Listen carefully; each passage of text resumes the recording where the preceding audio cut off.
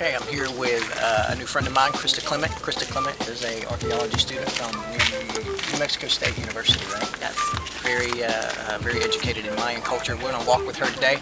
So, Christa, tell us a little bit about what's going on. What kind of religion did the Mayans have? They're very religious people. Exactly. The Mayans were.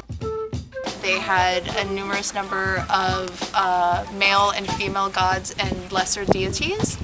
And so here in Tulum, one of their gods that was important was a descending god, and Venus is who the god was. And so in the evening when the star would rise above the ruins here at Tulum, that was one of their gods. And so they were also astronomers. Cool. And everything that they did played into what the astronomy of the stars were.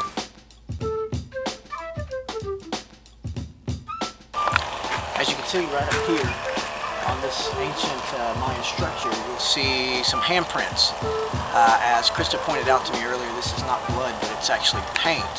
The Mayans were very colorful in their artistic beauty. They would paint their buildings in bright, vivid colors, sometimes to symbolize everyday life, but also rituals and things such as that. Underneath the palapa is called a stela, and unfortunately most of the image has eroded away.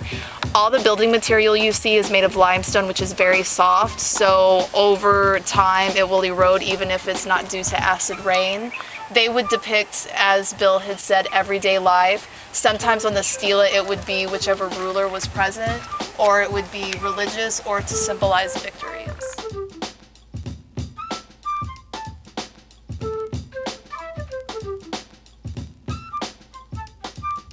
Okay, am I supposed to start now? You're on. I can edit this out. Okay, no, I know you can. Many people believe that the end of the world will occur December 21st, 2012. That's because the Mayan calendar stops. If you ask an archaeologist, they'll tell you that the reason why the calendar stops and doesn't continue is because there were no more calendars made. The reason why there were no calendars made is because when the Spanish conquistadores and the missionaries came to this area, they wanted to convert everybody to Catholicism. So while they weren't able to stamp out most of the traditions and the language, everything had to go underground. So their priests weren't able to make any of the tablets, either stone tablets, or they also made their own paper. It's very similar to papyrus, but it's not the same. Of course, they would write on things like leather, whatever they could. There are only 5 Mayan codices left, and that's because they were hidden. I believe 2 were found at archaeological sites, and it's just because where they were placed that the Spanish missionaries were not able to find them and burn them. All of the Mayan books were burned except for these 5.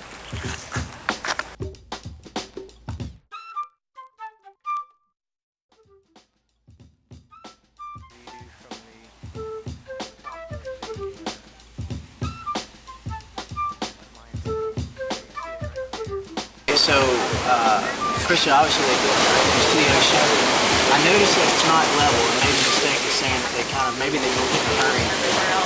And the building that you're talking about, they wouldn't build them in a hurry. It's probably slanted or sloping due to the terrain. They would grade the ground as well as they could.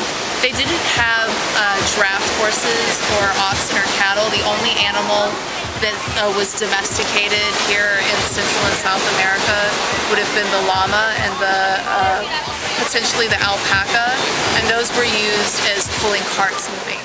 Or when I build a house, it ends up looking like that. Mine would look worse than that.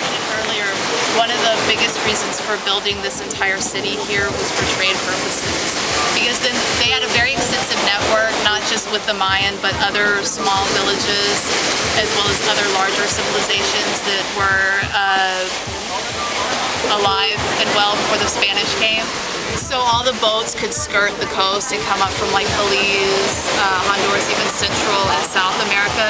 They would come up, and then the boats that they had, or even if they're like canoes and things like that, or look like a kayak, they could just dock right here on the beach. There wasn't necessarily a formal port built, and then they could come down.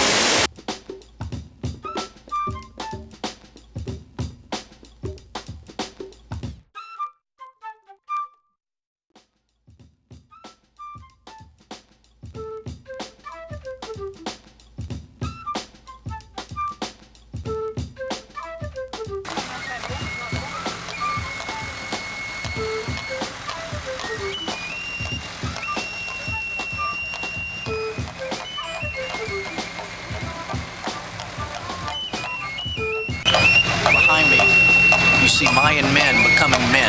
This was an ancient culture practiced in the Mayan community.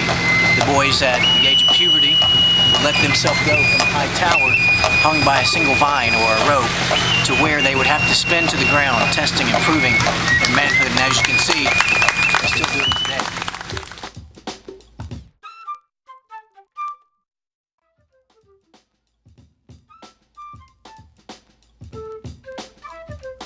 In ancient terms, it's just easier to see why the Western world was able to conquer so much, because obviously there was an incredible physical advantage. Yes and no. That's not the biggest reason why the Western Europeans conquered the native cultures here is because they had guns.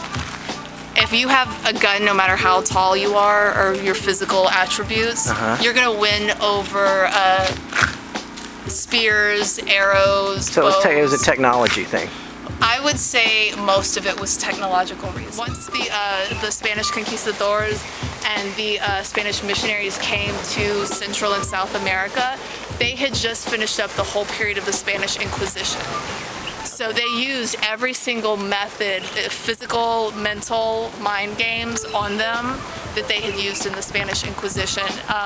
For the most part, it was effective because, like I said earlier, they weren't able to write anymore and they had stopped and they had burned all their books and things, but they didn't completely eradicate the language and the culture, and it just had to all go underground. Cool.